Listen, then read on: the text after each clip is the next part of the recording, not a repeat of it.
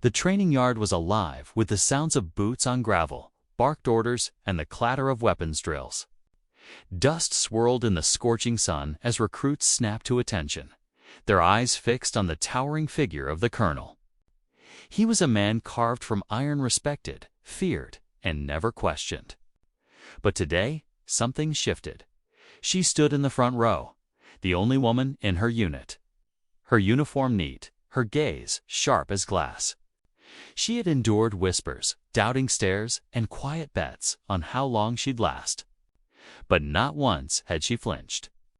That seemed to gnaw at the colonel. He circled her like a predator, his voice cutting through the air with insults meant to break her. She didn't move, didn't answer. Finally, in a burst of anger, he reached out and grabbed her by the hair, yanking her head back so the entire unit could see.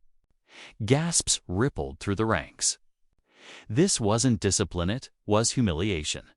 Every eye watched, waiting for her to crumble, to lash out, to fail. Instead, she stood taller. Her body remained still, her breathing measured, her face calm as stone. She met his eyes with a silence so sharp it felt louder than a scream. Seconds stretched into eternity. The colonel's grip faltered. The silence pressed in like a weight, thick and undeniable. Soldiers who had once doubted her felt the air shift. The balance of power had changed. She didn't need words. Her refusal to break, her refusal to acknowledge pain, was a defiance no outburst could match. The colonel released her abruptly, his hand trembling, though he tried to mask it. He stepped back, but the damage was done not to her, but to his authority. The entire base had witnessed it. His attempt to crush her had only revealed her strength as she straightened her uniform. Eyes still locked on his, the yard fell utterly silent. No one breathed. And in that silence, everyone understood she wasn't just another recruit.